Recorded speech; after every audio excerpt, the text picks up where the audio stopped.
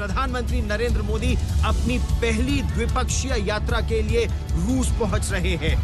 रूस ने भी रेड कारपेट प्रधानमंत्री नरेंद्र मोदी के लिए बिछा दिया है। पूरी दुनिया की निगाहें इस बैठक पर है।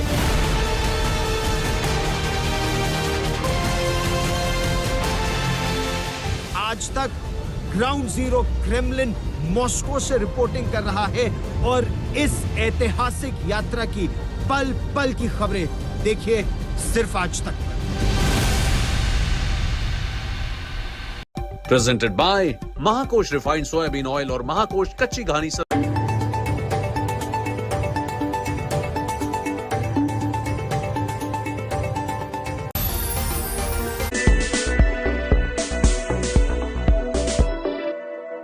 अग्निवीर यूज एंड थ्रो मजदूर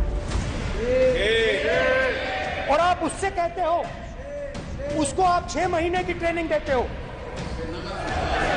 सदन को भी गुमराह करने का प्रयास हुआ। गलत बयानी करके सदन को गुमराह नहीं सर, गलत नहीं है सर। हमारा कोई अग्निवीर का जवान शहीद होता है, उसके 1 करोड़ रुपए की धनराशि सहायता के रूप में सदन को भी गुमराह करने का प्रयास हुआ। गलत बयानी करके सदन को गुमराह नहीं सर, गलत नहीं है सर। हमारा कोई अग्निवीर का जवान शहीद होता है, उसके 1 करोड़ रुपए की धनराशि सहायता के रूप में उसके परिवार को मुहैया कराई जाती है। 18वें संसद सत्र के पहले दिन लोकसभा में अग्निवीर के मुद्दे पर शुरू हुई सियासत लगातार जारी है। धन्यवाद प्रस्ताव पर बोलते हुए राहुल गांधी ने अग्निवीर योजना का जिक्र किया और इसे जवानों के हित के खिलाफ बताया है। राहुल गांधी जब अग्निवीरों को मिलने वाली सहायता को लेकर बयान दे रहे थे, तभी रक्षा मंत्री राजनाथ सिंह ने उठकर इसका विरोध किया। गलत बयानी करके सदन को गुमराह करने की कोशिश। गलत नहीं है सर, गलत नहीं है सर। लेना चाहता हूं कि गलत नहीं है के दौरान अथवा सीमाओं की सुरक्षा के दौरान यदि हमारा कोई अग्निवीर का जवान शहीद होता है, तो उसके 1 करोड़ रुपए की धनराशि सहायता के रूप में उसके परिवार को मुहैया कराई जाती है। इस प्रकार की गलत बयानी से सभी को गुमराह करने की कोशिश नहीं की जानी चाहिए संसद में। अग्निवीर योजना को लेकर विवाद यही नहीं रुका। राहुल गांधी के शुक्रवार शाम के नए दावे से इस मुद्दे पर सियासत और तेज हो गई। राहुल ने कहा कि बीमा की राशि और मुआवजे में फर्क होता है। राहुल गांधी के बयान को लेकर खुद भारतीय सेना सामने आई है। भारतीय सेना के एडीजी पीआई ने ट्वीट किया। सेना ने कहा है कि अग्निवीर अजय के परिवार को 98,39,000 रुपए का भुगतान पहले किया जा चुका है। प्रावधानों के मुताबिक करीब 67 लाख की अनुग्रह राशि और अन्य लाभ पुलिस वेरिफिकेशन के बाद भुगतान किया जाएगा। कुल राशि करीब 1 करोड़ 65 लाख की होगी। इस बात पर जोर है कि शहीद हुए नायक को मिलने वाली मदद अग्निवीरों सहित दिवंगत सैनिकों के परिजनों को जल्द से जल्द दी जाए। इस सफाई के बाद भी सियासत का दौर खत्म नहीं हुआ। कांग्रेस प्रवक्ता पवन खेड़ा ने सवाल उठाया कि इस 1 करोड़ का ब्रेकअप आना जरूरी है। वो 1 करोड़ में कितना इंश्योरेंस का पैसा है, नेशनल इंश्योरेंस का पैसा है, कितना जनरल इंश्योरेंस जो फाइनेंशियल इंस्टीट्यूशन की तरफ से एक करार हुआ था वो कितना पैसा है, और कितना स्टेट गवर्नमेंट ने अलग अलग राज्य सरकारों की अलग अलग योजनाएं हैं। शहीदों को किस तरह से क्या राशि देनी है उसकी योजनाएं अलग हैं। राज्य सरकार ने कितना दिया, ये ब्रेकअप सामने आना आवश्यक है। कांग्रेस की दलील है कि अग्निवीर को मुआवजा और मदद तो मिलती है, लेकिन शहादत का दर्जा नहीं मिलता और महज इस दर्जे से दोनों सैनिकों के परिवारों को मिलने वाली राशि और सुविधाओं में बड़ा अंतर आ जाता है।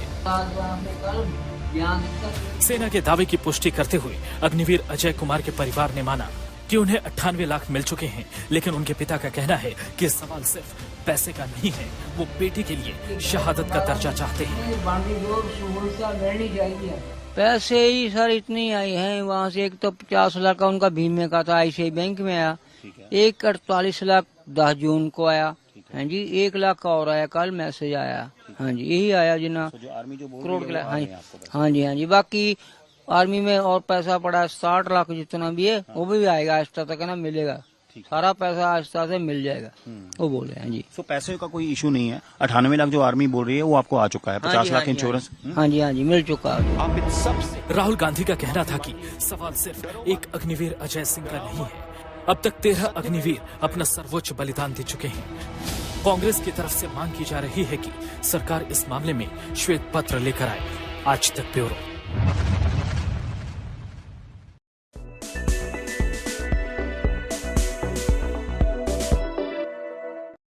क्या आप अपना मीडिया प्लान बनाना चाहते हैं स्मार्ट?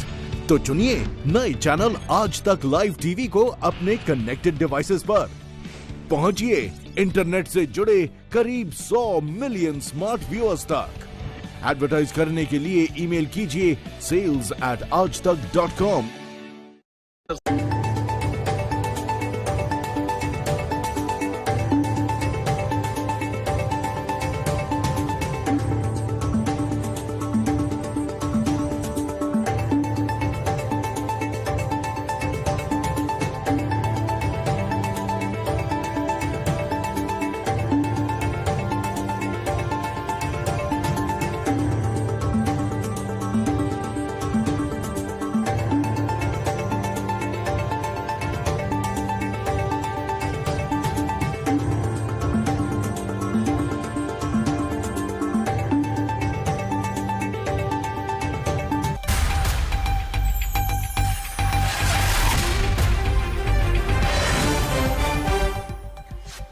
भारत रूस रिश्ते में बड़ा कूटनीतिक कदम। सरकार गठन के बाद पीएम मोदी का पहला विदेशी दौरा। यूक्रेन युद्ध के बाद पुतिन से मॉस्को में पहली मुलाकात। कई समझौतों पर सहमति का प्लान।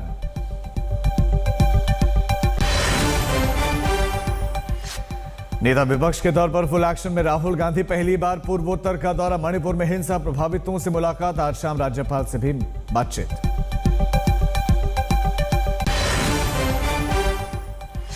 नीट पेपर लीक पर सुप्रीम कोर्ट में बड़ी सुनवाई। चीफ जस्टिस की बेंच ने 38 याचिकाओं पर एक साथ बहस। एनटीए के हलफनामे में दोबारा परीक्षा का विरोध।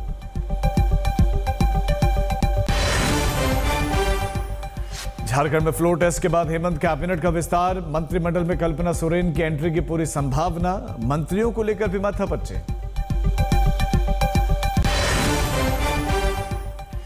नेपाल से उत्तराखंड तक भारी बारिश से बिगड़े हालात। कोसी बैराज के 56 गेट खोले गए। यूपी बिहार में बाढ़ का खतरा। मुंबई में भी जबरदस्त बारिश के चलते मुश्किलें।